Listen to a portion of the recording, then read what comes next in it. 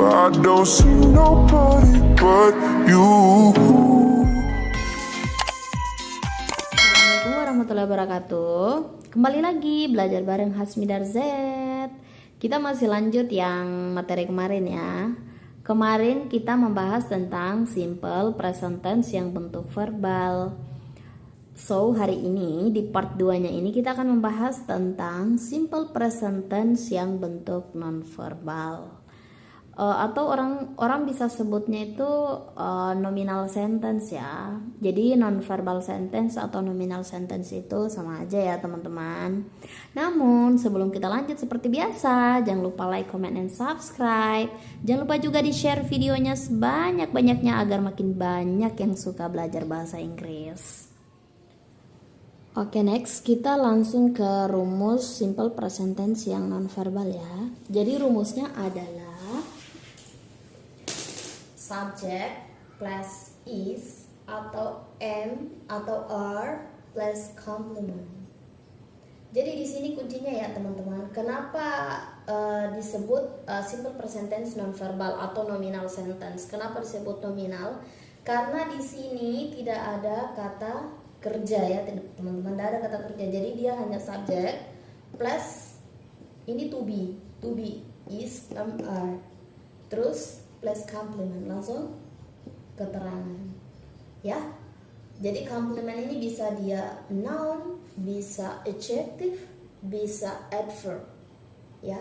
Jadi di sini kuncinya teman-teman ya, ini to be atau kata kerja bantu. Karena di dalam kalimat ini tidak ada kata kerjanya, makanya disebut nominal sentence atau non-verbal sentence. Untuk lebih jelasnya kita next di number 1 ya, contoh soalnya. Kita langsung ke example. Kita contoh soal nomor 1. Kita lihat dari positive sentence-nya dulu. Kalimat positif. Di sini you are a student. Di sini tidak ada ya kata kerja. Makanya muncullah are ini sebagai kata kerja di dalam kalimat ini. Ini namanya kata kerja bantu atau disebut dengan to be. You are a student. Jadi di sini juga sebagai kunci kenapa are ini muncul, karena students ini adalah noun. Seperti yang saya bilang tadi, di sini tidak ada kata kerja, maka are ini berfungsi sebagai kata kerja bantu di dalam kalimat ini. You are a student. Kamu adalah seorang siswa. Kita next di negative sentence. Jadi negative sentence-nya adalah you are not a student. Jadi are-nya ini tinggal ditambah not. Kalau di verbal sentence-nya kemarin dia tiba-tiba muncul do untuk menemani not ini, karena you not itu tidak bisa berdiri sendiri. Di sini not sudah berdiri karena sudah ada are temannya ya. Jadi you are not atau bisa disingkat jadi aren't. You aren't a student. You are not a student. Artinya kamu bukan seorang siswa. Kamu, jadi are not ini bisa berarti bukan, bisa berarti tidak, tergantung arti yang pas di dalam kalimat itu ya. Karena you are not a student itu artinya kamu bukan siswa, maka bukan itu adalah kata yang tepat, arti yang tepat untuk are not.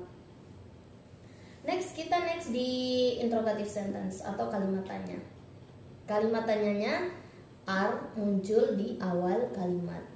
Ketika di tengah dia berarti bukan, maka ketika dia di awal kalimat dia berarti apakah.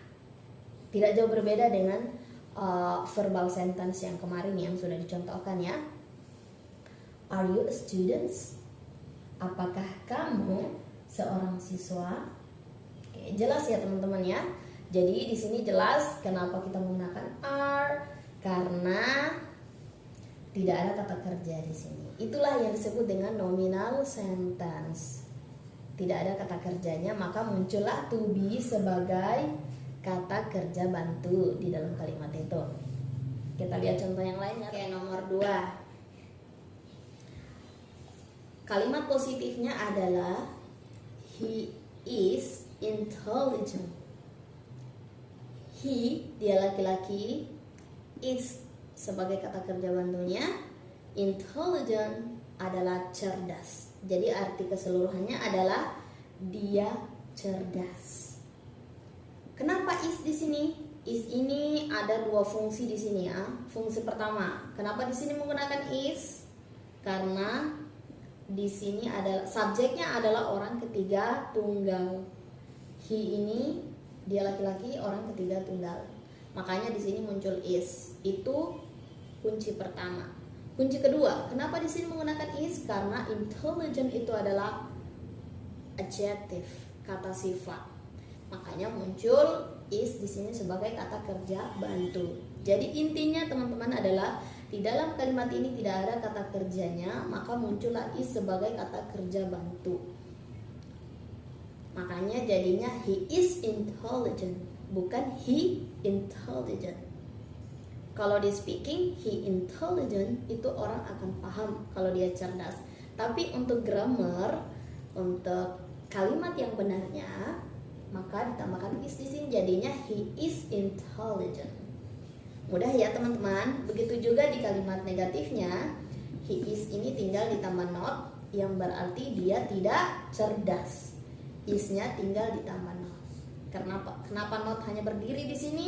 Karena sudah ada is yang temani. Jadi is not, atau bisa disingkat jadi isn't. Isn't, ya.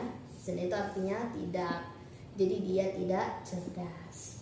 Nah, seperti yang pertama juga, kenapa di sini is di awal kalimat? Karena is di sini berarti apakah? Apakah dia cerdas?